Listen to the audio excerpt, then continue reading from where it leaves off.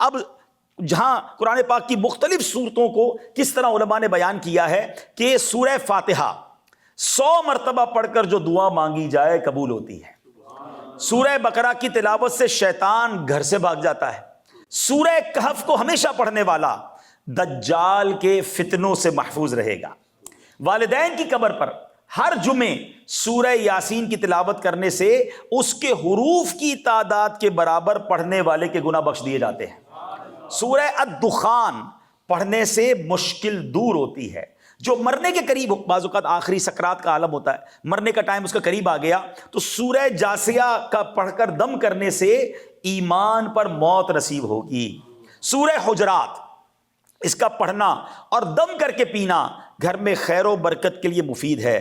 سورہ قاف، وہ لوگ جن کے گارڈنز ہیں، جن کے کھیت ہیں، فرمایا سورہ قاف پڑھنے والے کا فائدہ کیا ہوگا کہ اس کی برکت سے باغ میں پھلوں کی کثرت ہوتی ہے.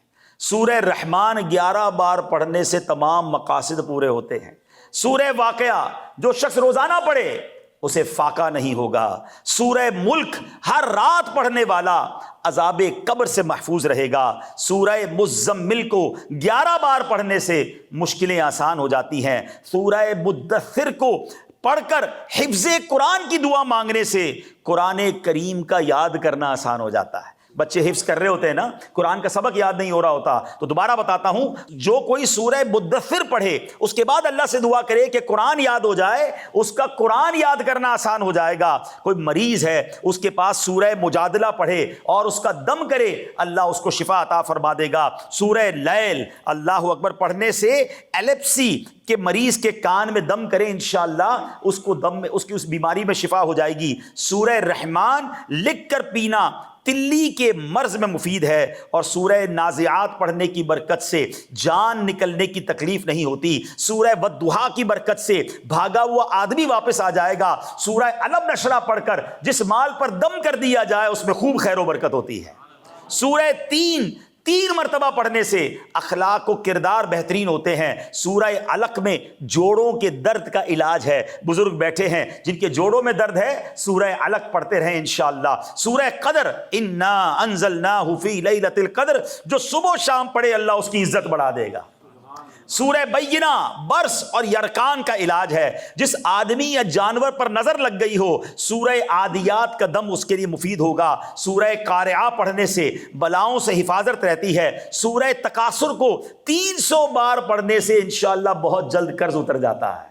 کئی ایسے ہوں گے جو لون میں ہوں گے، ڈیٹ میں ہوں گے. سورہ آپ نے تکاثر 300 بار پڑھنی ہے. سورہ عصر پڑھنے سے غم دور ہوتے ہیں. سورہ حمزہ اور سورۃ الفیل دشمن کے شر سے حفاظت، اور سورہ قریش جان کی حفاظت کے لیے آزمودہ ہے. اگر کوئی بے اولاد ہے، اولاد چاہتا ہے، سورہ کوثر کی تلاوت کثرت سے کرے، اللہ اسے اولاد عطا فرما دے گا. اور سبحان اللہ، سورہ کافرون 1/4 قرآن کے برابر ہے، چوتھائی قرآن کے برابر ہے.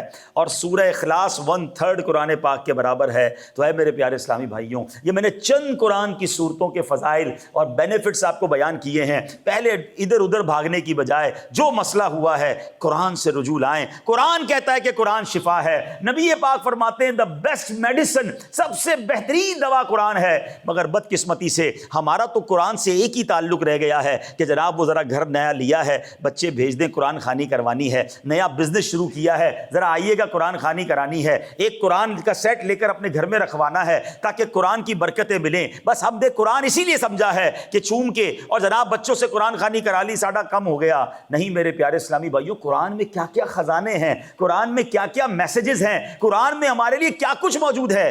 ہمیں یہ حاصل کرنا ہوگا اور اس کی برکتیں حاصل کرنی ہوں گی. اللہ کرے کہ یہ بات ہمیں سمجھ آ جائے.